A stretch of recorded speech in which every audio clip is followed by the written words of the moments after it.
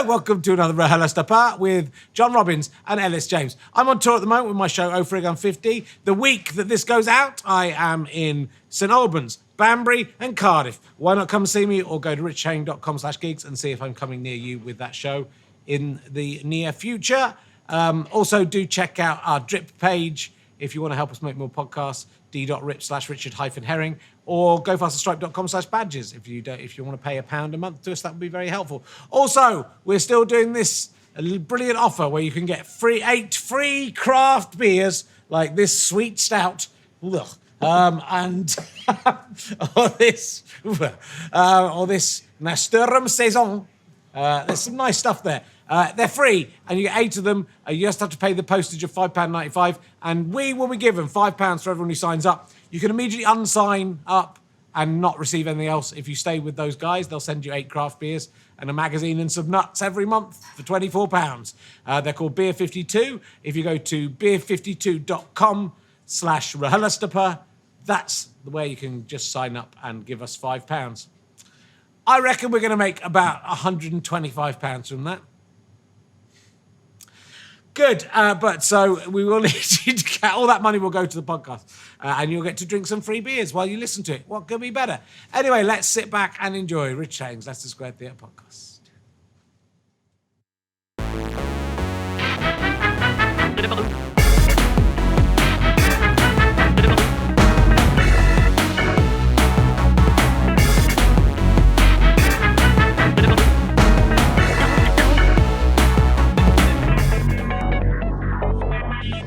Ladies and gentlemen, welcome to the Leicester Square Theatre. Please welcome a man who spent a day this week with his underpants the wrong way round. It's Richard Herring! Thank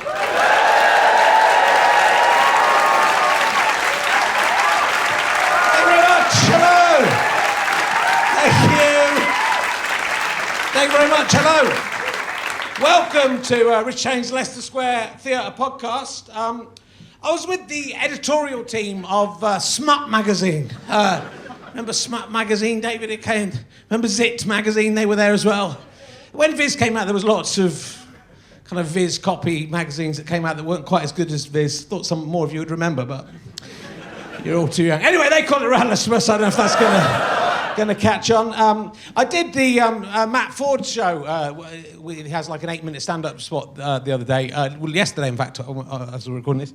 And I had to write like an 8-minute monologue, and and they had an autocue and stuff, and it was quite good. I thought I should probably do that in my actual show, shouldn't I? Rather than just making stuff up, I should probably try and write a routine. So I sort of have. Although first of all, I'm going to go into this. I've been arguing with Kettle Crisps on Twitter. They got mentioned on Twitter, and then Kettle Chips, they said, came on, and they said, "Oh, I see you're having an argument about whether it's crisps or chips." Well, we're an American company, so when we came over, we called ourselves Kettle Chips. I said, "No, you didn't." I said, "Well, we did. We are Kettle Chips." I said, "No, you're Kettle Crisps." I think I would know. They were arguing with me, but then some of my sharp-eyed fans got in on this, and they went to Company's House, and here's the actual proof, certificate of incorporation and change of name. They were called Interseed 539 Limited. They didn't do so well, did it, when they were called? Do you want some Interseed 539s, mate? They're very crunchy. So have they changed or have I? Having, by special resolution, changed its name, is now incorporated under the name of the Kettle Crisp Company Limited. 1988. Then they changed their name to Kettle Foods.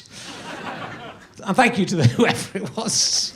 They not only went and copied that up for me from Company's House, but bought me a pack of Kettle Crisps. Oh, damn, they nearly got me. Nearly did it. So, I've been on tour this week. And actually, I'm on tour at the moment, people at home. I'm trying to trap the people who skip through the introduction bit here. But they usually skip through this bit as well, to be fair, which they'll be annoyed about because I've written something this week. I'm coming up this week, if you're listening to it this week, if you're listening or watching it in another week, these gigs won't be going. I'm in St Albans, Banbury and Cardiff, and I'm in the big room in Cardiff. I've just been bumped up to the big room because this is it, here I come. I'm on Dave Channel at 11 o'clock on Wednesday night. It's coming, I'm back. I'm back. I'm definitely 50 years old, if I didn't read, because last week I realised I went to the toilet, I realised I put my underpants on back to front. So the back was at the front. They went inside out, they were back to front, which could possibly happen to someone under 50. Probably not, but probably you're going to be over 50 that to happen. But then I couldn't be bothered to take off my shoes and trousers and put them on the right way around again.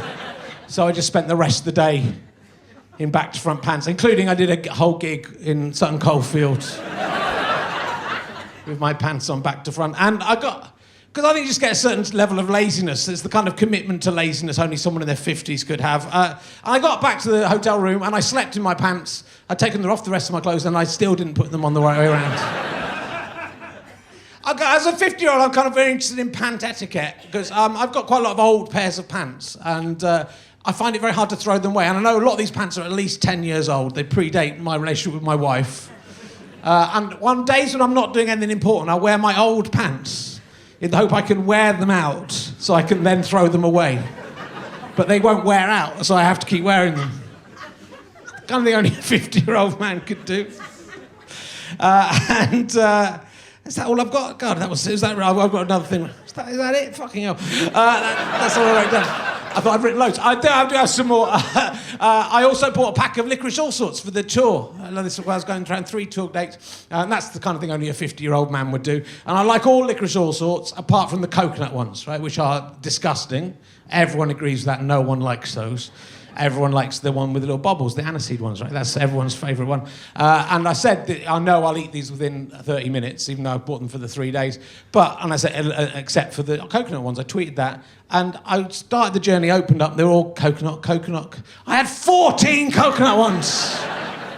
And I tweeted Bertie Bassett. And I said, what the fuck's going on? And I called Bertie Bassett a cunt. And he hasn't got back to me. No one likes the coconut ones. They cheer if you like the coconut. I mean, no one likes licorice all sorts. You're all under 20. You don't know what I'm talking about. Send me some free licorice all sorts, Bertie Bassett. Wanker. Good. I thought I've got some written for next week. I thought I had more. Anyway, let's crack. I was very excited about how I'd written a routine, and no, I haven't. Must have just got bored. Anyway, my guests this week are probably best known for their 2 separate appearances on Rich Chang's Leicester Square Theatre podcast. Will you please welcome John Robbins and Elis Jones?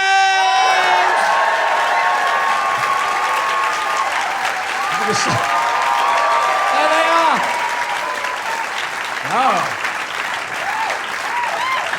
Do you have a way that you always... That's a way round you always sit? Yeah, actually, yes. Yes, is this the way round you always sit? He's always on my left. Yeah. Nailed it this time. You've got much better chairs than last time. Yeah, I was going to ask you about that. Yeah, I thought you both sat in the old chairs, and here's the new chairs. The old energy deal paying off. And the beer, and I see you're enjoying a beer 52 beer right there. Yeah, well, your producer Ben asked me if I wanted a drink, and I said, do they have any sort of nice beers? And they said, we've got like 8 different ones on stage, and that's just the best news. You can have as many as you like. You have to leave some for next week for Danielle Ward. That's all. They only send you 8. They send us 8 a week. Do they? Well, they have to the 2 weeks we've done it, yeah. Christ, you are sorted for beer and electricity. And they, pepper. Has that got pepper in it? Cress. Yeah, cress. I made a big deal about that last week. I love cruciferous vegetables. That was a thing, wasn't it, on Fist of Fun? So I have actually ended up advertising cress in real life. Oh, man. That's quite a nice one. Not to say some of them aren't. Not to say you're taking sort of Russian... Not to say, can I say that some of them are horrible? You're not taking Russian roulette with cress. That's 7% and it's got, like, hemp in it. Do you know about beer? You guys know a little bit about beer. Yeah, just a bit, mate. Do you want a beer? No, although I'm very interested in your Swiss Army knife. Thank you. It's not mine. Oh, isn't it? No, I think it's Kinga's Swiss Army knife. 8%? Are you out of your mind? Are you trying to commit a sex crime? How many percent is this one? Because I've got to drive later. I'm going to be in trouble. 3.8%. That's all Well, right. I want that one. I've spattered it a bit, but you can have it. Oh, great. Thank you. Good. Well, this is working out very well. Talking about beer. I'm also on tour. At richchain.com/gigs. Take that, you fuckers! Thought you could fast forward through, didn't you, to the interview?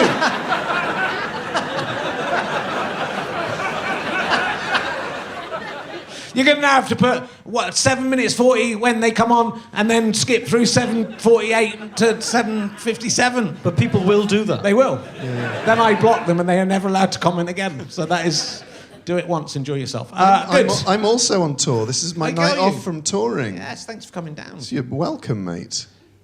How's it going, the tour? I think, did it win any awards, your show? I can't remember. I asked you not to mention it. The tour has won no awards. Okay. Perhaps for, as of yesterday, the worst functioning alternator on the A34 because I broke down before my gig, car-wise. Okay. And He'll still get a fucking show out of it, I'll tell you this. Yeah. So I got towed to a garage in Oxford, and luckily I have some contacts amongst the undergraduates at Brasenose College. Despite being 35 years of age. So they put me up in a guest room, and It's creepy Uncle John! And I sat and wrote a Philip Larkin poem in the visitors' book whilst drinking beer at 1 a.m, and it was pure happiness. Yeah. And yet, John is not a character act. So the character I'd of never John be Robbins. cheap enough to use that as an excuse. You've had quite a time. You were in New York and you got snowed into New York, is that right? Were you gigging then? Yeah, no, we weren't gigging. Went on holiday with some fellow comedian friends. That's weird, isn't it? It's a weird way to behave, isn't it? What, going on holiday with weren't friends? there, I wasn't there, no. I will not get on. No. That's the thing, that's the difference. Our generation like each other. No, Yeah. you can't go. Can't socialise together. It wasn't really being snowed in. It snowed a great deal on the day we were meant to fly out. So we just basically had a longer holiday, which was as wonderful as it sounds. Is it nice? Yeah. Who was there with you? Ed Gamble, Oh yeah, I know him. James Acaster. He's good. I like him. Yeah. Why didn't you say that about Ed? It's because he knows Ed's here tonight. And Lloyd Langford. Oh, yeah. What? He's my second favourite Welsh comedian. Have you had Lloyd on Hustler? I haven't yet. No, I do love Lloyd. Lloyd would be phenomenal value. Yeah. Not that he's cheap, but he's just such a funny guy. Yeah, I can. And a lovely man, a wonderful, charming, soft man. Here we go. Here come the tears. When you work very closely with someone, you can sense it. So how did you feel about him winning this? I mean, sort of winning it. He had to share it. Yeah. Put you down on my list of people who've made that joke. Takes the shine off it a little bit. Because you were the successful one, really, weren't you? And then he's come on and... Yeah, now he's won an award now. What have you got? Yeah, he's making up for lost time. But I'm very, very proud of him. Not genuinely not bothered. Are you proud? I mean, I was pleased for him. I didn't find out and go... I've actually got a screen grab of your reaction on my phone. Have you? Yeah. What was my reaction? That was exactly that noise that you make. With loads of ease. Yep. I was on loads of E. Good. So you guys like each other then? Yeah. Yeah. I can't pretend we don't. Do you think in the future you might not like each other? And what do you think? What's the thing that will drive you apart? Do you think between? I cannot imagine anything, and we've sort of we've discussed everything that could possibly tear us apart. Yeah. But it just never rings true. Because and I am now just explaining our story. I'm not making comment on anything else. Because we began as stand-ups in our own right, we always have that to go. So we're sort of, we turned into a double act late in life. So we will go away and do other things, and it's not like when Elis is on a programme with another English comedian touring around Wales in a vehicle that you might think was absolutely perfect for us.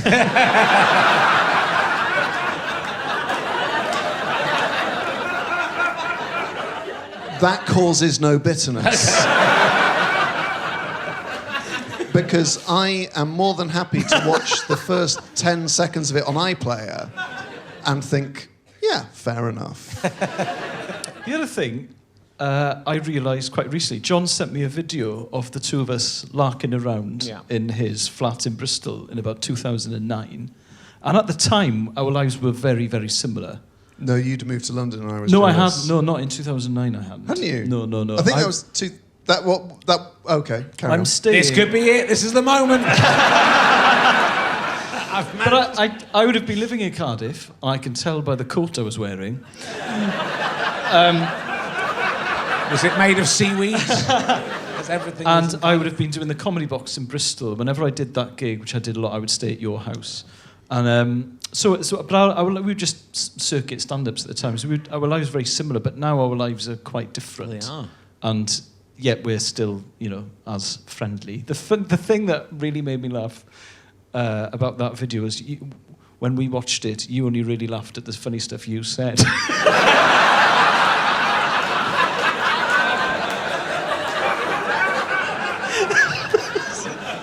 9 years on. But he's a funny guy. He's a funny guy. But this John guy's a funny guy. But in that video, you were the victim. Yeah. And I was the perpetrator. Yeah. So I made Elis have a very hot sauce in my 100% pain. It's called 100% pain. And I knew it would ruin his evening, and my morning. And I thoroughly enjoyed watching that play out. So I sort of took a sort of, I would say, borderline vindictive glee in your state. Yeah. Because I knew how hot it was. But since then, I've increased my tolerance for spicy food. Yeah. Yeah, we talked about this on the Radio X show. I undertook a year-long endeavour known as Project Spice, where I started off very small. Yeah. I was putting mustard on ham. English mustard? Yeah, English that's mustard. And I was eating ginger biscuits. And I moved up to Vindaloo. I got from ginger biscuits to Vindaloo in the space of about 12 months. That's how you meant to get...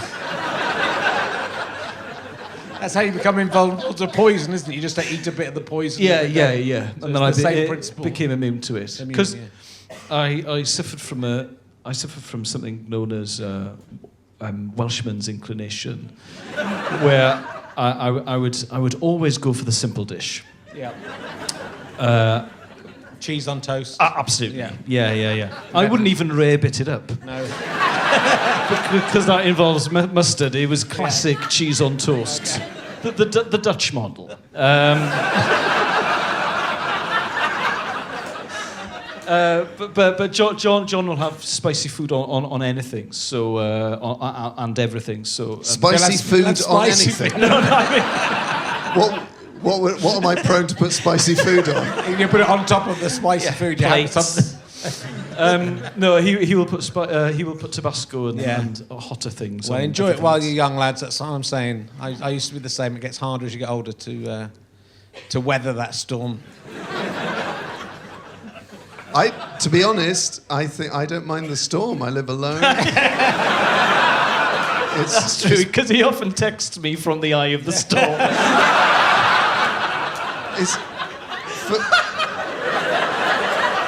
For me, it's the equivalent of an office worker's fag break. Just gives you something to do. Oh, just a sort of release from your own thoughts for the 5 torrid minutes in the toilet. as you get older, and I find I find it hard to sleep anyway. As you know, we have young children, but as I get older, like anything now will make me wake up. So if I eat spicy food in the day, I'll wake up in the night because of the spicy food. So that's what I'm talking about. That's just the annoyance thing. So if I drink a glass of whiskey, I'll wake up in the middle of the night going, oh. I still drink the whiskey though, just in the hope that it won't happen next time. I'll ask you my new emergency question. How do you decide when it's time to retire a pair of pants? Yeah. I stopped Izzy from tweeting a picture of my pants this afternoon, in fact, because I've had the same pair of Slazenger boxer shorts probably since before Tony Blair was Prime Minister. And they're all torn along the gusset. Right, yeah, that's... The gusset is essentially unsustainable. And she said, you should really throw these out. Can I put a picture of them on Twitter? I said, no, because I want you to maintain a semblance of dignity in this relationship. So I will not retire pants. No. We've discussed my pant retiring on the show, haven't we? Yeah. You remember my humble brag? So I have a... Huge cock.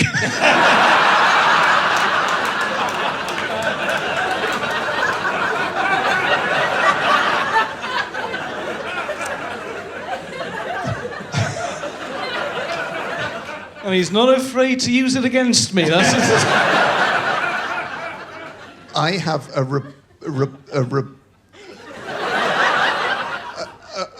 a problem that manifests itself in every pair of pants I've ever owned, whereby I will use my left hand to pop myself back in through my left pocket. So the boxers tear a hole, they wear through, where eventually one day it'll just rip. Around the kneecap. I'm not in Blink 182. And so about half of my boxers have got a tear on the left left trunk leg. Yeah. But I don't retire them. No. I am actually planning to buy some boxers soon. Be the first time in a couple of years. Well, I've got a lot of pairs of Calvin Klein black boxer shorts, and I know I haven't bought those for 8 or 9 years. I moved over to a new pant. Diesel, usually, I think. Yeah. I now went to sort of more of a brief than a boxer short. I've never worn briefs. Yeah. I bought some... They don't fit me, but that's not the reason. I'm trying to wear the Calvin Klein ones down. I think once they've gone... I'll allow a little hole to be in them. I have a tactic with socks, whereby when they wear away at the heel or the toe, because I'm so thrifty with myself, I will force myself to get into a mood whereby, without thinking about whether I should retire them, I tear them. Yes. And then, like, you can't do anything now. You've done it. It's too late. Yeah. They're gone. And then you throw them in the bin. I do that. I bought a pair of Ben Sherman boxer shorts, size small, that were too tight. And I was absolutely thrilled. They're unwearable, and I'm so pleased. It's interesting. It's interesting because I could just throw them.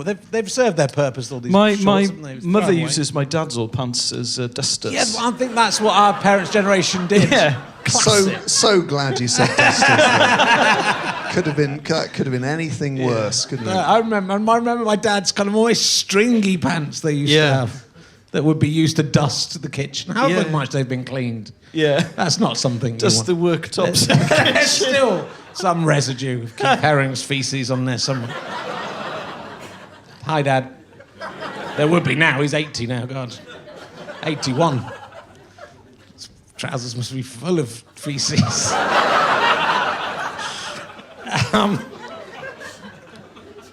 So you've got this radio show. It's doing quite well. How did you? So when was the point that you decided to work together? Did it just happen sort of organically, or did you make a conscious decision to say we're going to? Was it the radio show? So that video Elis was talking about earlier in Bristol, Elis then moved to Big London and signed with a hotshot agent, and that was the beginning of my spiral down, because like Elis was doing all this stuff and meeting all these people, and John was so pleased for me. To an extent. And about 2 years... When did you move to London? September 2010. Okay, 4 years later,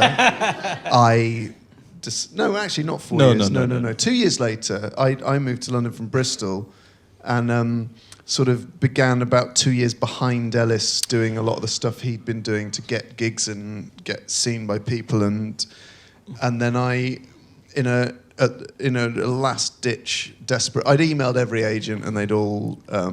not replied. I didn't even get rejections, which is quite good. I'd rather they didn't reply. Because despite his undoubted talent, John is difficult to work with. And his reputation precedes him. At the time. Not anymore. At the time. I have made changes. Yeah, you went on a charm offensive. How did that manifest itself? You were difficult to work. Well, in what way was he difficult to work with? Well, I've heard you say you had to defend. You'd have to go. No, John's okay if you know him. There's a very big at Edinburgh in about 2012. There's a very big PR person who does PR for a lot of comedians, who you would know of, and she was doing my PR, and she had rejected John. And John had had a bad gig earlier in the day and had got very drunk. Maybe... but explain how the rejection manifested itself. She walked out my show after 5 minutes and I saw it happen and my heart burst into 1,000 pieces. Yes. Yeah. This is the kind of emotional heft John uses in his Edinburgh shows. I'm overstating. But anyway, so she said that she wouldn't do John's PR, and John had had a bad gig earlier in the day. She said, and I quote, "Not my cup of tea." I'm coming to that. As she was walking out. But so John... She texted Daryl. My agent was Daryl. That's where I was. My agent was known by his first name. Never a good sign. But she came... This person came to my Edinburgh show, and John was drunk, and he'd come to my show because he wanted to go for a drink with me and have a chat. And then he spotted this person, and he just followed it around the Pleasance Courtyard, going, "Not my cup of tea, not my cup of tea, not my cup of tea, not my cup of tea, not my cup of tea, not my cup of tea. I'm not my cup of tea. Not my cup of tea." For fucking ages. Which, considering how important she is a baller move. Yeah. But he was full of these baller moves.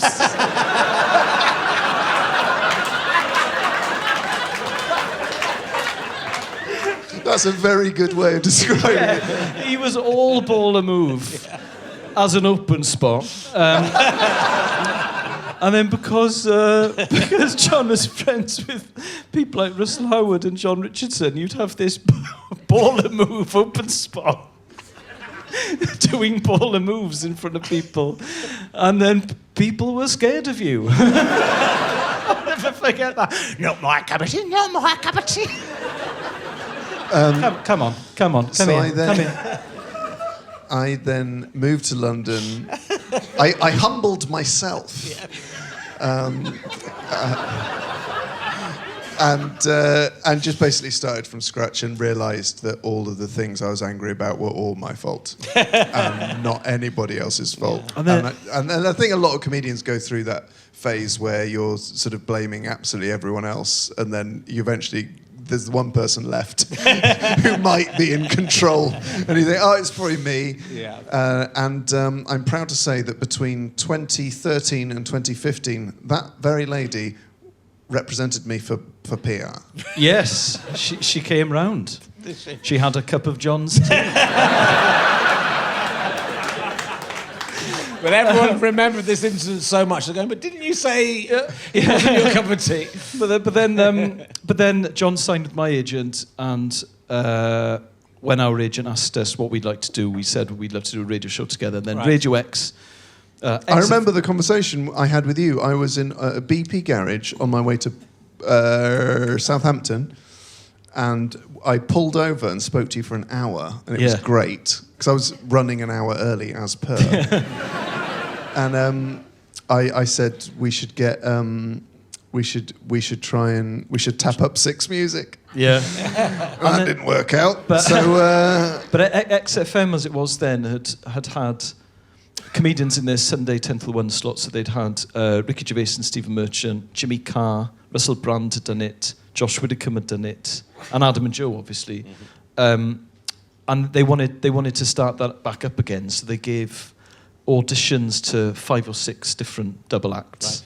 Right. And crucially, we didn't know other people getting auditioned, did we? Yeah. We thought we were just making a pilot for them, but I think if we'd known other people were doing it too, we'd have got too nervous and probably messed it up. Yeah, so they asked a few other people, and then they gave us a show, and so that was in late 2012. Yeah, and then 2014. No, 2014. 2014 was when the show started. Right.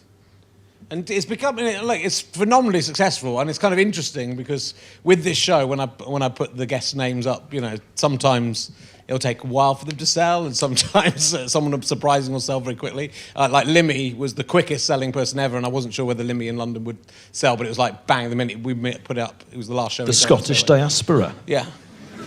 But similarly, you, I mean, this is testament. All these people are here to see you. They don't know who I am, so. Hey, when I said Leicester, there was nothing. I think one person. Don't even know what's going on. So you've got this kind of incredible fan base, and that you've built up by doing this show just for 3 or 4 years. Then, do you think, or do you think it's? Yeah. Have you done it on the road? You've done, Yes, done some live gigs. We toured it between October and December 2016, and it did take us by surprise, I think, because we did the Shepherd's Bush Empire, and I thought that was a silly booking initially, but then that sold out, and then we did a few other ones in London as well. And it's the exciting thing is I always say it, but whenever I meet people who listen to the show, whenever they come up to me after a gig or something, they're always how I hoped fans of ours would be if we ever were to have fans. Well, they're like us. Yeah. Okay. So that will turn out. You saved that. Yeah. I was wondering what's going.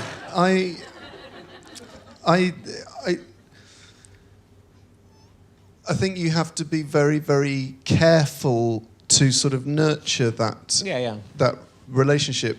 And I think that the relationship I have had with podcasts and radio shows in the past is incredibly intimate, and I'm very conscious of that when we have interaction, like people email in, people sort of come up to you after gigs and message you on various media, because I remember what it was like to be a fan of Adam and Joe, and like listening to, like, if I met Mark Kermode, I think I would melt.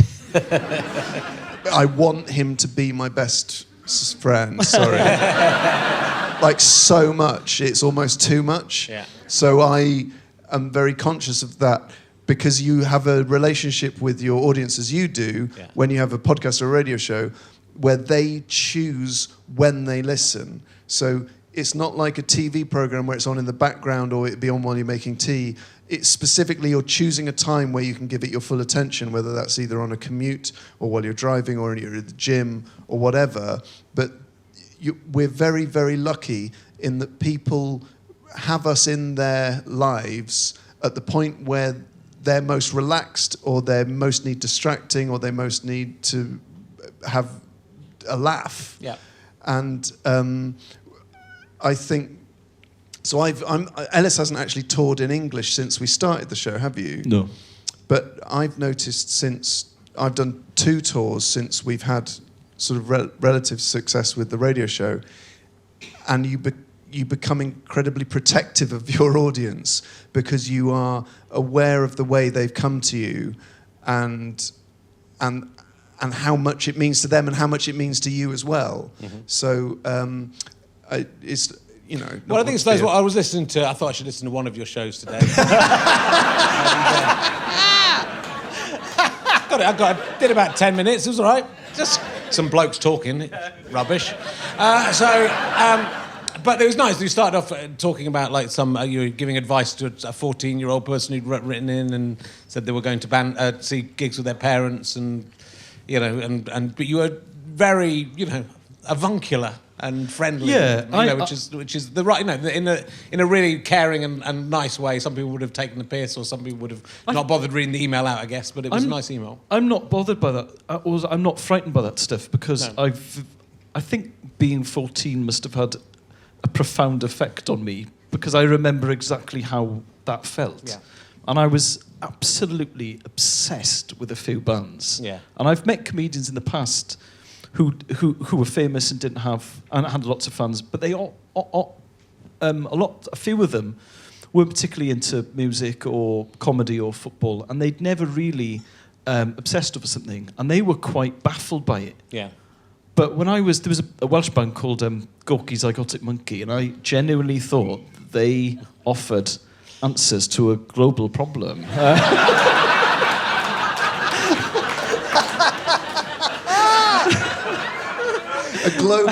A global problem only raised in Wales. Yeah. And I still listen to those records. Yeah. I was driving back from a gig last night, actually, and I was listening to the Gorkies, and it still makes me feel like I did when I was 15. And I got to know Eros Childs, the lead singer, a bit. And I saw him before a Tell football... him about the... No. But I saw him before a... Tell him how close you got to him. No. It's quite a long anecdote. It's fine. We've got all the time in the world. I used to organise minibus. He won't tell it on air. In case Eros hears. Yeah. Can I?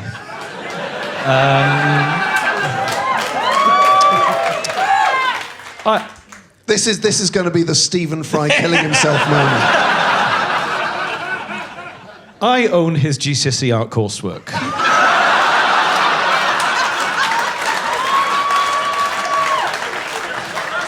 How did you come to own it? Because the Gorkies happened to go to my school. They were in the sixth form when I was in the first year, and when they left, a bigger boy in my year found it behind a cupboard in the art room and sold it to me at an exorbitant rate, which meant that I didn't have school dinners for about 3 months. Right, so I now own the artwork. And I used to organise minibus trips to the gigs. The amazing thing is, the only value of that artwork you've invested in was if you were to sell it to yourself. You're the only person who would pay more than you paid for it in like 1992. And my mum worked with his mum, and his one of his girlfriends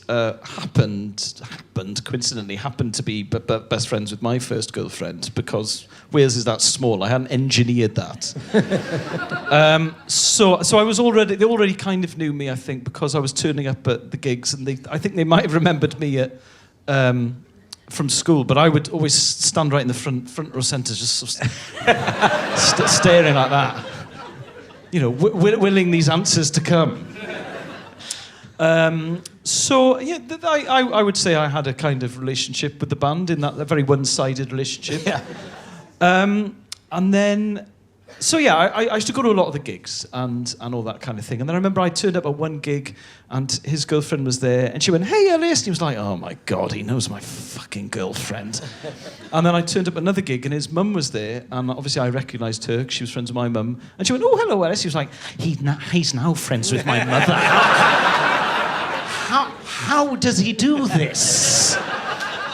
So I had access to his mother, and I had access to his then girlfriend, as well as his art GCSE coursework. And I was going to a lot of the gigs, and then this is coincidence because Cardiff's a very small city. I happened to get a job in his local. So then, he'd come in after band practice, and I'd be there cleaning glasses, looking like a sociopath. And then the band split up, and I thought, right, I really need to chill out about this, because I'm a grown up, I'm an adult. And then I would have been in my mid-20s. My then girlfriend was asked to DJ at the Biennale Arts Festival in Venice. So I went out because it was free tickets. And I'd never been to Venice before. And then she was staying in this flat. They were putting us up. But she was DJing at the after party. But to open the event, Eros was doing a solo set, and because they were both performers, we were put up in the same flat, which meant that I basically went on a romantic holiday with him, but sort of against his wishes. And I would have been about 26, right? So I was like, right, chill out. You're normal. You're so normal now. So on the first night we went out, we had a meal and we had wine and we talked about music and politics. It was great. And the second night, the same thing. Then the third night was the night of the gig. But it was a free bar, so I took a very Welsh approach to the free bar. Pissed at a canal like an absolute legend. And then I got really drunk, and he'd had a drink as well. And I said, it reminds me actually of a review you had in the Independent when Gorky 5 was released in 1998, and I actually give you 3 stars, which I thought was a bit unfair because they said you were the best undiscovered British pop band of the last 20 years. That was in the Guardian. I went, no, it was in the Independent. He went, no. And he went, no, it was the Guardian. It was the fucking Independent, mate, actually. And he went, no, I remember that review. And I went, well, I've got it in a fucking scrapbook. And it like all came out.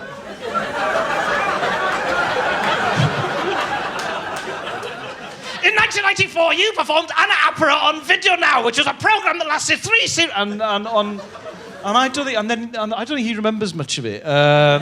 You can see why the distance of Freddie Mercury is quite a useful thing to do. But I think what Elis is saying is... Section me. When a 14-year-old emails you to say, I feel awkward about going to gigs with my parents, why wouldn't you be nice? Yes. Because we've been that person. Yeah, sure. Elis may be a different kind of person, but it's very important to remember. I see myself in those emails and those people, and I think Elis does too. And I think you attract, fingers crossed, the sorts of people who are like you. Yeah. Yeah, and because you talk about those kinds of memories, you end up appealing to people like you as well, and it becomes a self-fulfilling sort of prophecy. And that's why it's really cool that on the radio show and the podcast as a result, because we're ourselves, you can kind of you get reactions to what you do and who you are, whereas we're not pretending to be anything we're not. So if we'd started off with like a persona or a set kind of character dynamic that You're listening to XFM. It's Elis James, John Robbins here. We got plenty of absolute top bangers. We do say that, but not in that voice. But you would then have to sort of maintain this ludicrous facade, and the interaction you had with people that listened wouldn't connect with you, whereas because it's just us chatting like we used to on the phone every week for an hour, when people latch onto that or like stuff we've said or feel a connection to us, it's actually a connection to us. Yeah. So there's no sort of like, oh, I've got another email about that bloody thing you said that you didn't mean. Yeah. So it's fine. It's kind of it's easy. It's very easy. No, I think it's more like when me and Stuart were on the radio and then on the BBC too. But in those days it was we were about the first TV show to have an email address, but hardly anyone emailed you. But people would write to us, and then people would write to us quite regularly as well. Some of them I now know as adults. And one of them is my wife's best friend. That's quite weird. She's very lovely. But, we went through exactly the same thing. And both, having been, Stu was a big fan of music and I was a big fan of comedy. And so we both had that exact... But it's that responsibility. But then also, does it ever spill over and, you get some people who maybe take it too far, the relationship, or do you always manage to keep it within... Not yet. Sometimes because sort of accidentally we talk about like... I guess that if I've had what's great about being with Elis, and right from the start this was the case, that if I've had or Elis has had a bad week or a bad time, we talk about that in a funny way. Yeah. And what's great is having Elis to sort of burst my either pompous balloon or my sad balloon with his Welsh pin.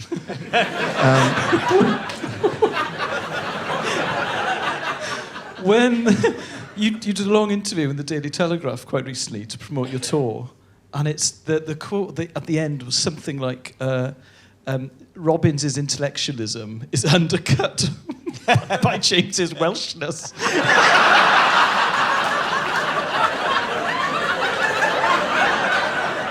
The idea that they are mutually exclusive. But also that Welshness is a personality trait. So then, because it's with Elis, I was always from the start comfortable if Elis say, "How are you, John?" I'd be like, "I've had an absolute a mess." But yes. If I'd done quite a bit of radio before and John hadn't, and the rule is you don't say that. But no one had told John, so early on, like I would say. It's Sunday morning. You're listening to Ellis James and John Robbins on Radio X. How are you, John? Awful. And then, whereas I had been trained because I'd done a lot of radio, especially in Wales, and I'd been trained not to do that. Yeah. And then it connects with people, but you kind of it's quite obvious why, but. You are breaking a showbiz rule. Yeah.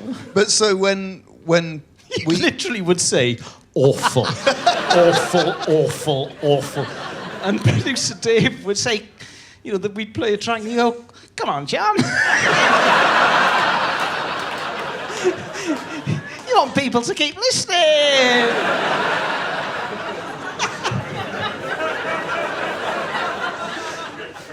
But so when because as Elis has very eloquently described, that's an unusual thing to hear on commercial digital indie radio. Yeah. When people then do contact the show, they tell stories about their own lives and their own struggles and you. It's not like it's too much because a lot of the time you don't read it out and they say, "Please don't read out this email. I just want to."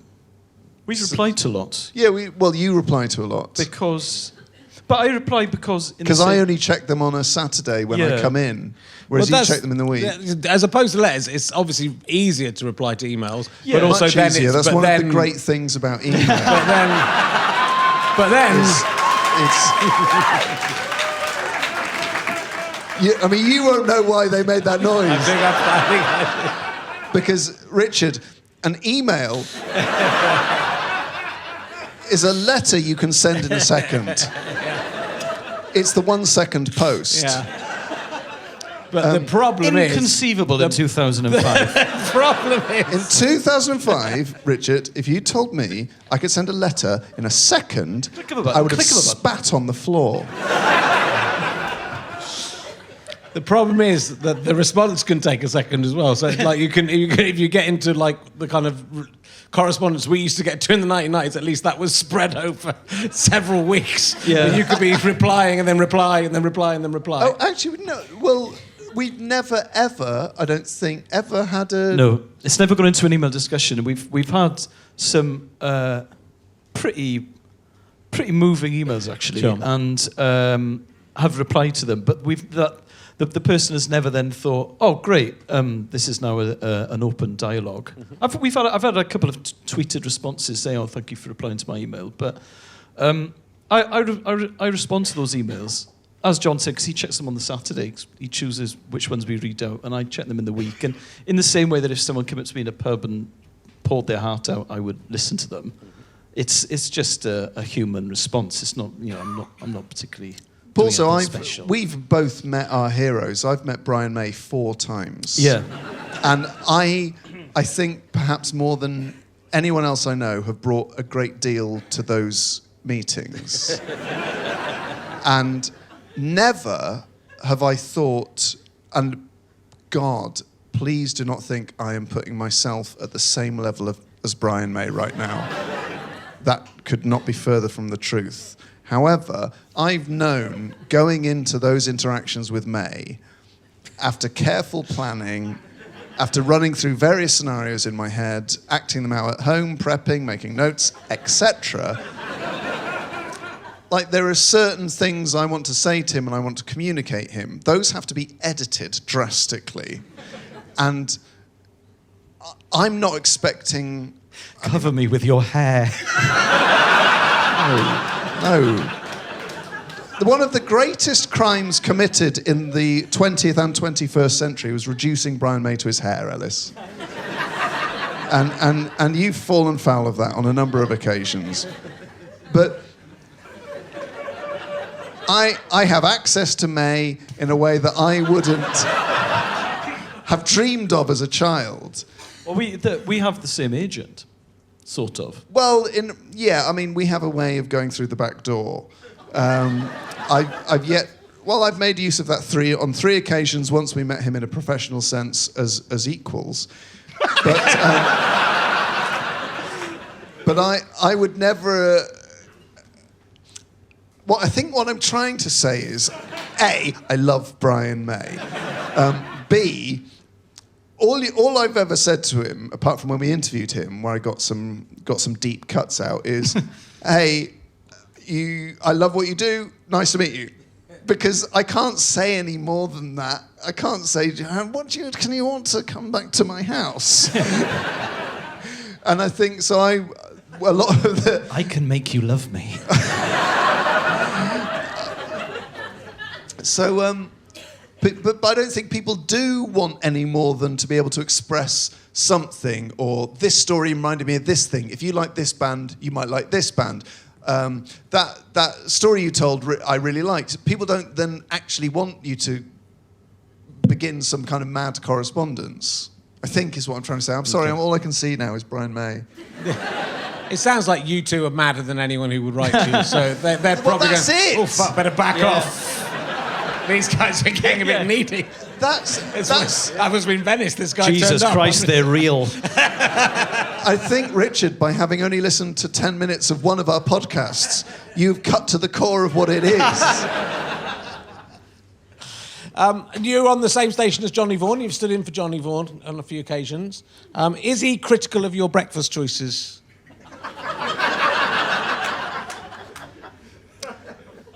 What's that in reference to? He did an advert for his radio. He did an advert for a breakfast biscuit where Lisa, I think it was Lisa Snowdon, I think was the woman in it. Did he? When was she this? She was eating a breakfast biscuit, and Johnny Vaughan went, biscuits for breakfast? What's next? Marmalade for lunch? Which, is a perfectly adequate choice for... I mean, a marmalade for lunch isn't that weird, is it? No. I mean, on its own, but, even a spoonful of marmalade for lunch, that'd be okay. But it seemed overly critical of breakfast biscuits. I love Johnny Vaughan. Yeah, okay. Because he was on the telly when I was growing up, and I really liked a lot of the stuff he did. And now I know him, and he is exactly how you imagine he will be. And we were talking about... we were at the Radio X Christmas party, and he was talking at me about how... how I think Adidas and Puma were two brothers, and the companies split. Yes. And Rudolf and Adolf Dassler. And I think that's true of two of the big German car companies, Audi and Mercedes, I think. I can't remember. And I think it's also true of Aldi and Lidl. And he reeled off a load of these... examples. Yeah. And then went, because Germany's the fatherland. It's a fatherland. You're always trying to impress your father. That's the thing. You're obsessed with impressing your father. Whereas Britain and England is pathetic. We're a motherland. Oh, we love our mums. We love our mums. It's pathetic. And then he talked at me, had this long theory about it. And I went, really? And he went, I don't know. It could be bollocks, but it's entertaining, isn't it?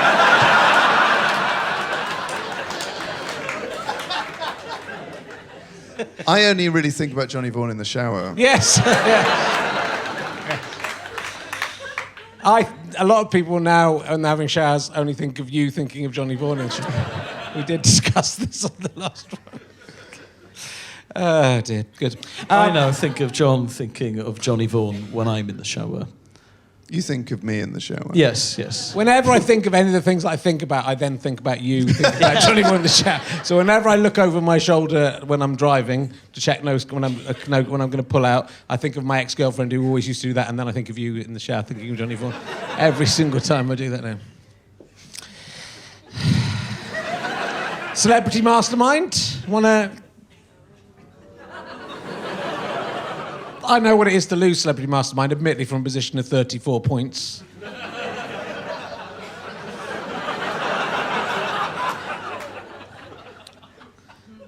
What's the highest question? ever score on Celebrity Mastermind was by someone doing questions about Queen. Yeah, but they got asked more questions. No, that was the format was different. Leave it, John. Leave it. Okay, calm down. Can everyone please calm down? So they changed the format, and I asked the producer, and it's correct. He got 2 minutes on Queen. I got 1 minute on Queen. John Humphrey's in his ivory tower. So you cannot compare the two. Yeah. They actually asked me one of the same questions they asked him. Oh, really? Yeah, fun fact. Weak. Tim Farron. Was it Tim Farron who beat you? Yep. The ex-liberal, gay-hating... Yeah, he Do it for the gays, John, for God's sake. Well, it was a double victory for Farron, because my topic was Queen. I actually start my tour show with a sort of a routine about Celebrity Mastermind now, in which I leave no stone unturned when it comes to Farron's sexual politics. But it was, I was absolutely devastated. Yeah. I mean, what? I'm not He over was mine. perfectly happy to be devastated on a radio show. One question I passed, one question I got wrong. The question about who directed Bohemian Rhapsody, I probably would have got if I'd thought for a minute. But they say to you, just pass if you don't know, because you haven't got time. Mate, you only have a minute. Yeah, I If only you had a minute. thought for a minute, that would have just been it. Rhys Thomas, whoever it was, had 2 minutes. The question about Thin Lizzy that will be the last thought I have on Earth. So fine, great. But it actually will. Yeah. I'm not joking. That will be what I think about when my family are holding my hands playing Astral Weeks. But, you know... I will think, yeah, Thin John, Lizzy. that's still only Darling, two... That's still only... I'm ready. Thin Lizzy. Oh. John, that's still only 2 points. He beat you by 4 points, mate. He got asked more general knowledge questions than me. Because he answered them quicker. No, because the questions were shorter. I mean, I could talk about this all night. I have a suspicion, Richard, if you really want to go into detail, I have a suspicion that to secure Farron, who without doubt was the headline celebrity, he was given assurances about the standard and length of questions. I mean, one of his questions was, which striker completed the lineup for Blackburn Rovers known as SAS? And you're like, well, fuck, I know that. Some of my questions about Queen were very interesting, but quite deep. Elis, how many of Tim Farron's questions did you get right as just a general football fan? I got 4 out of 10. So then, why? I should have picked Queen in 1991. He picked Blackburn Rovers in the 90s. Well, just have the courage of your convictions. You lost by 4 points. I lost by 1 point. They let Hilary Kay go on for an... What was their specialist subject? She did pottery. She did Wedgwood pottery. She's an Antiques Roadshow host. Fair they told enough. me I couldn't do She didn't cocks do 'cause I'd pottery written in a the book about it. 90s, did she? She did Wedgwood, which is her expertise, so it's just like... She didn't do have to revise. Wedgwood in the 1790s. You Come on, did something Farron, about strap on a pair and then hate them. You did something about your You did something about your favourite band. You haven't to do anything, no work. I had to read 2 books, learn stuff in a language I didn't know. 2 books? Yeah, big books. Do you know how many Queen books I've read? I got 34 points and I still lost. Yeah, but I cannot. Why? I don't want to talk about it. It means too much. I'm too sad about it, Richard. They forgot to press the buzzer for Hilary Kay. So she actually got to about 40, and I was counting. Oh, right. That's insane. And then they stopped, and then there was this 2 minutes where they obviously rewound the tape to work out where she'd got. They made a mistake on the thing, and That's a bad mistake on Mastermind, right? To let too many questions. What was your specialist subject? Mine was Rasputin. That's hard, man. That was hard. Oh, didn't you write That's a a play good about topic, though. You didn't do Rasputin at age 35, did you? It was. Good. I'm glad you're as upset as I am. Have you ever had a dream about? Have you ever dream about Celebrity Mastermind stuff? I've had a dream where it was taking place in a very muddy field, and every time I walked to the chair, it was like having to wade through waist high mud. I don't know what that means. In all honesty, though I was personally gutted, because you're doing it for charity, and because the charity I was doing it for, I was really stoked to be able to raise them some money. I was doing it to plug them, please, if that's okay. Yes. Standing Together Against Domestic Violence, that do wonderful work in London with various different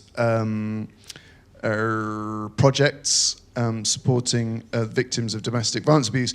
There's a limit to how angry you can be that you've been beaten, because at the end of the day, their name is being said on TV and they're earning a little bit of money, but hopefully it's raising awareness for them. So you kind of think it genuinely Yeah, I doesn't mean, if you'd matter. attacked Tim Farron, that would probably have had a negative effect on it. That is the first rational thought that's not about an ISA you've ever had.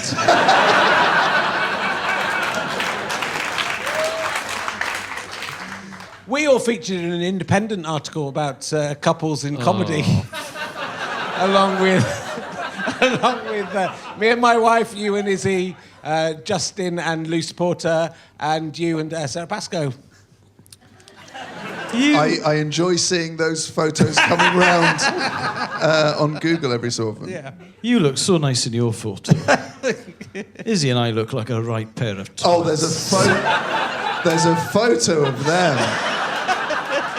There's a photo of them.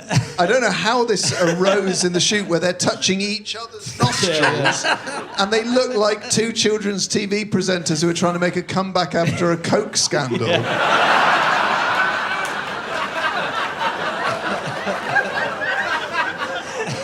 That is literally exactly what we look like. Yeah. And they'd taken, I don't know, 100 normal photos. That photo shoot was in your house. It's in my house, yeah. So me and Sarah had to go to Elis's front room and help clear away all of the toys. Yeah. Elis's, not the babies.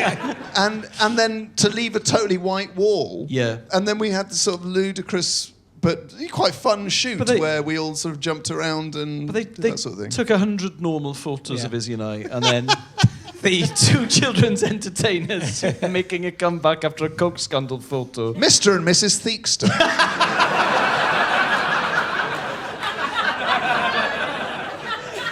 Was the one the Independent decided to use, and it crops up everywhere. It really does. It really does. But bizarrely featured in an awful lot of my Edinburgh reviews. Yeah. Well, you've let us down by not having... All the rest of us have had successful relationships and had children. And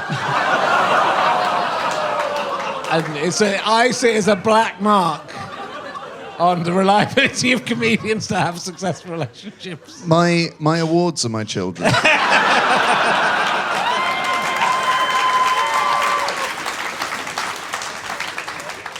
You met your wife in Barnstable. Yeah, how do you know that? I know everything about you. Just think that's, that's... I've got. Do you want to? Have you got an anecdote about that? Well, I've got an anecdote about everything. But no, an anecdote about the day you met your wife. Nah. No, pretty unremarkable. Yeah, it's a bit of a blank spot. Don't remember. She said we met in Barnstable. I don't remember it. I've got a funny anecdote about Elis and Illy's early... what did I just say? Illy. That's fine. Elis and Izzy's early days. Yeah. Go on. Does it... No, it's not that one. Okay.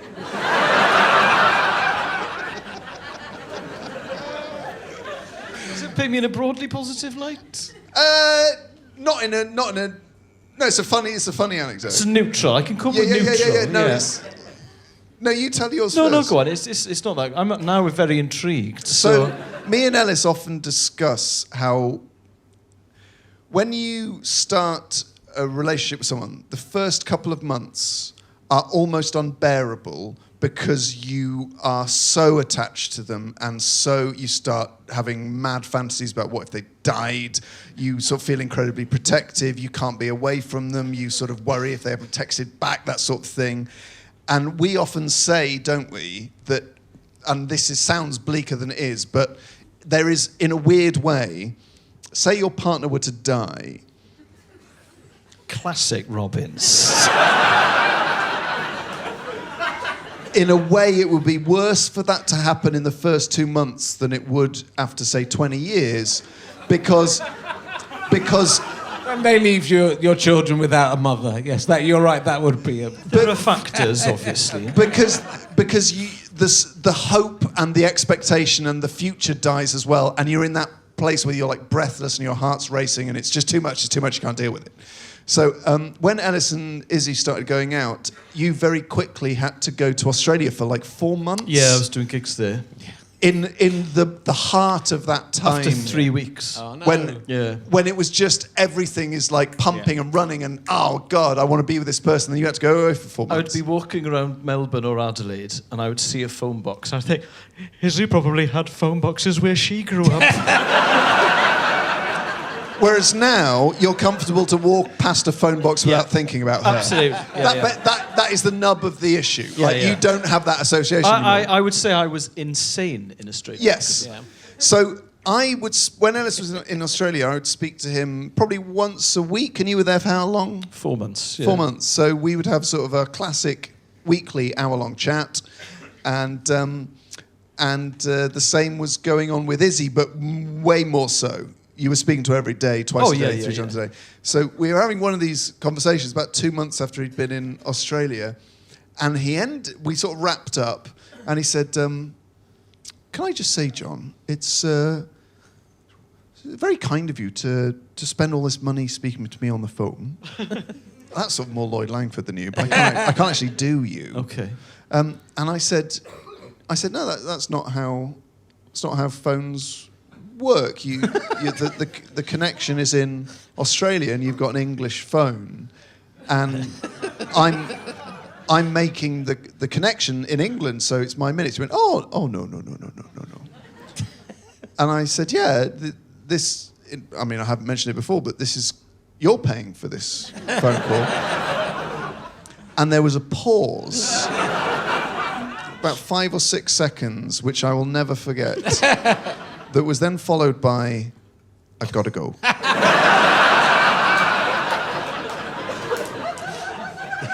And I know how often he'd been speaking to Izzy. And the incredible thing about this, and this is the absolute polar difference between me and Elis, he had been offered, on the day he arrived, an Australian phone. And he had said, no, I'll just use my own because it'll be too much hassle to use an Australian phone. And Elis, how much was your phone bill? Well, I mean, I don't want to get into details. It was £1,400. Yeah! Buy bloody laughter, John! Love. I love fun.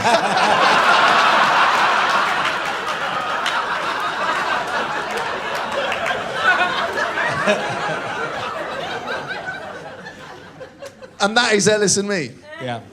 Chatting together every week, loving each other's company. One of us has a phenomenal hold on admin. The other one is just fucking vibing it. Well, I think we might have to wrap up, but someone's excited about it. Just very excited about that. I've only asked you one emergency question, so that's quite good. Well done. That's a kind of victory for you. See if there's anything else. I'll ask you this. If you had to, this is an emergency question especially written for you. If you had to kill John or Josh Widdecombe, but you had to kill one of them, which one would you kill? I'll take the bullet, mate. For the survival of the sitcom Josh, I will take that bullet.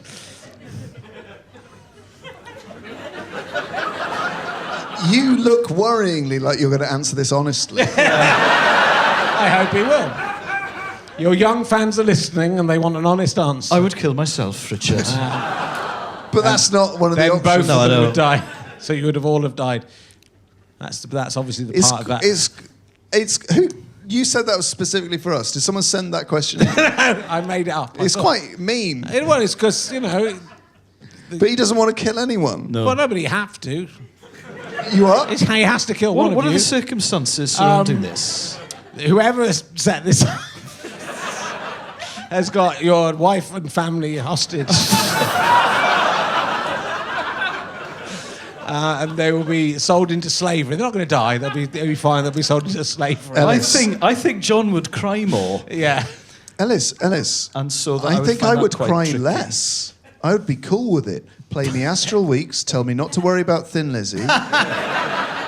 Say it's going to be painless. Hold my hand. Okay. Take down my notes for my gravestone. It's going to run to about 1,000 words. Your digital gravestone. You're going to need Scroll. You're going to need quite the mason to deal with the work.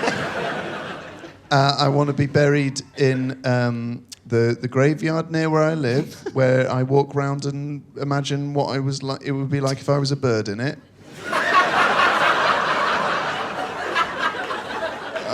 Under a tree, near Ruth Elis, the last woman to be hung in the UK,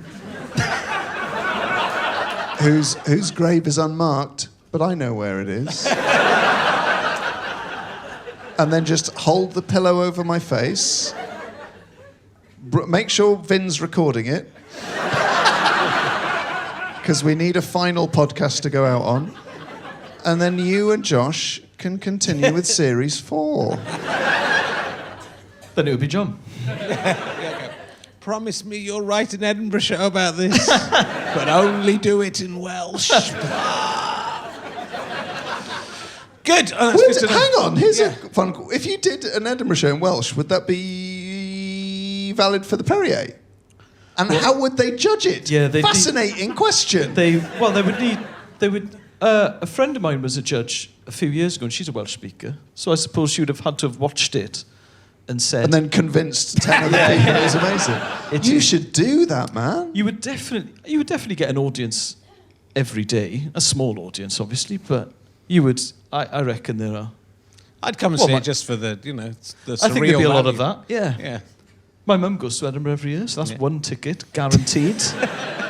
And her friend Jill.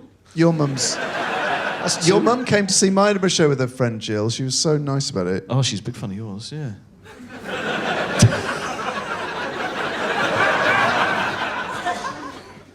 She's lovely. and so's my mum. Yeah. But she doesn't speak Welsh, so she's never seen She that. can't go and see your shows. No. In a way, it's a stupid thing to do, isn't it? Do shows in Welsh, a bit stupid. In a way. I would lose about as much money in Edinburgh as you did, Richard.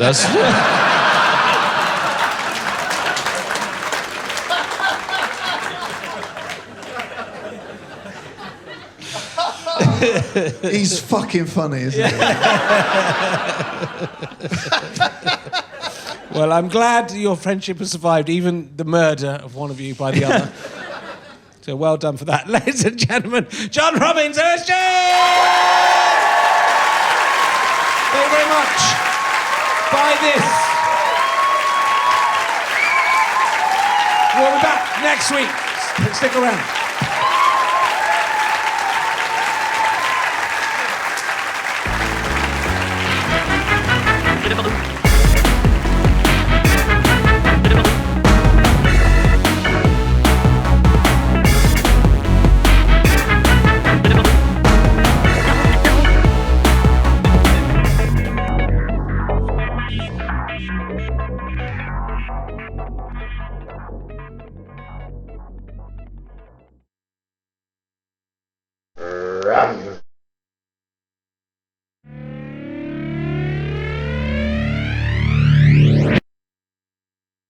How'd you like them sky potatoes?